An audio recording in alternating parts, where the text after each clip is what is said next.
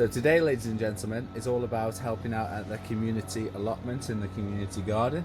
So as you can see, over the winter, a lot of these beds have all dried up, and I'm going to dig them out, turn the soil and put a bit of compost on top. So let's get into it.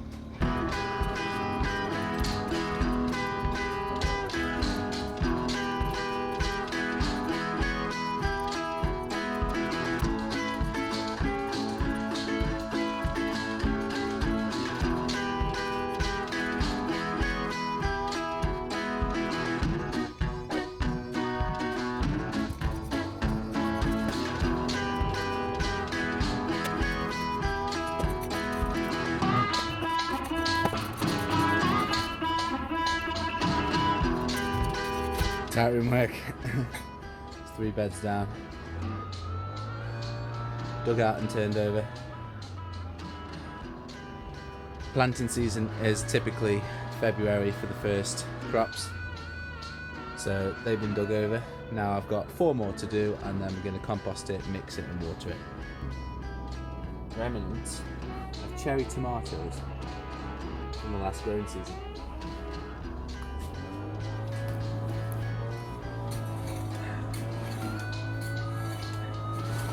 Now, a big part of what I'm doing here is actually to become closer to nature. The whole travelling thing, it's all connected to get back to my roots. Not just as a person, but as a species, as a Homo sapien. See, men have been farming for years and years and years. It's only the last 100 years or so that the supermarkets and everything have taken over so much.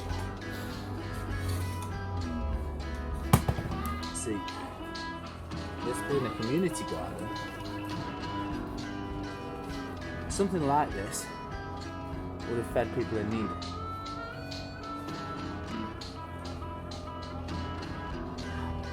And anything that's grown here, we use it ourselves. And we also, anything that's left over, we give it to the local community. We get cucumbers, red bell peppers, herbs, tomatoes, onions, spring onions, so many things, and I'll show you through some of them as well. Whatever remnants we've still got. And also, feeds these little guys.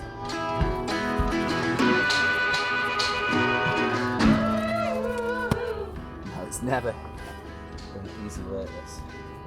And I feel for the backs of the men who had no choice. So imagine, let's go back 200 years. Imagine that your family eating for the whole next season depended on the pH levels of soil like this and how good your crop was.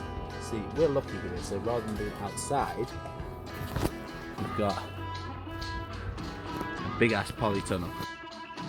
But not everyone would have had that. So the frost can get it even more, the heat can get it even more. It really was a 365 day a year job.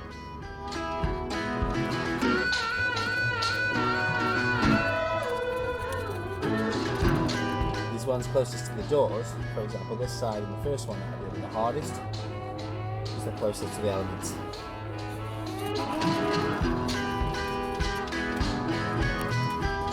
Now, I've got nothing against people who work hard and become successful. I'm trying to do it myself, to be honest, but it really makes you think when you're doing stuff like this about before the modern era shops or even food bank opportunities like this, someone would have had to dig out something like that to eat, and if it didn't go well, they wouldn't be eating. So there's my 4th one. Dug out and turned nicely, ready for composting. Just a quick one as well, you can see there that what was growing in there before was melon. You can even see here some remnants of corn on the cob. So they make it work. Also, Take a look at these. Baby carrots.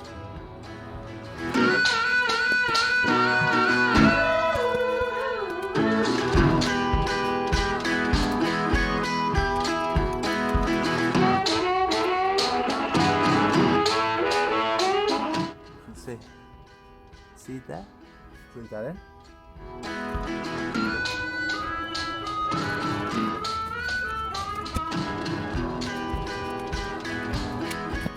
That had already been partially done before, but you can see there.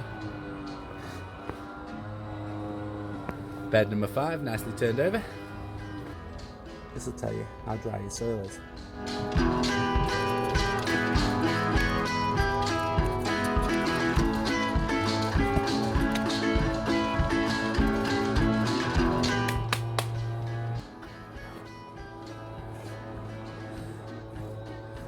Bed number 6. And just so you can see how bad some of them are before. That's the before of bed number 7. You can see all the remnants of cherry tomatoes in there.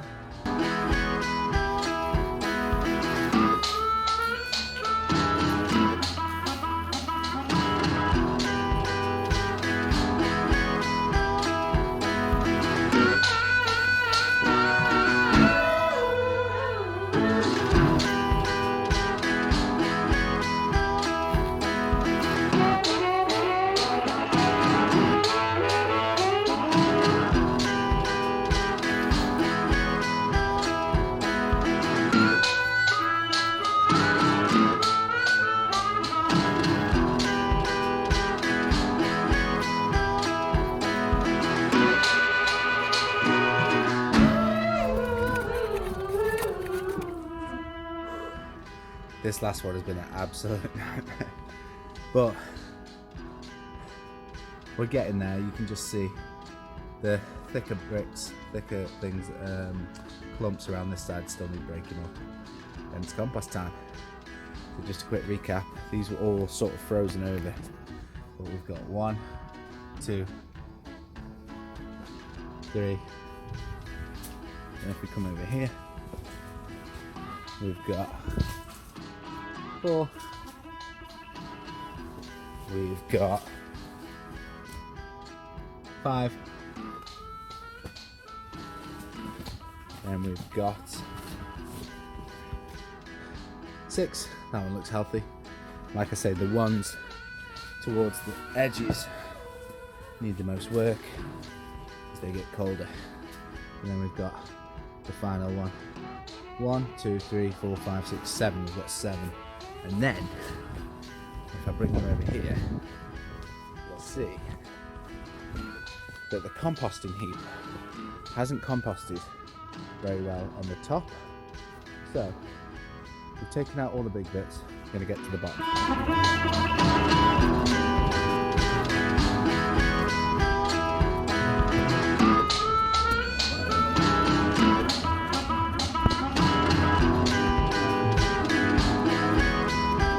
Okay, I am absolutely knackered, but just to show you, we've composted every single one of the planters, so that tiny bit there is just because the spring onion's growing.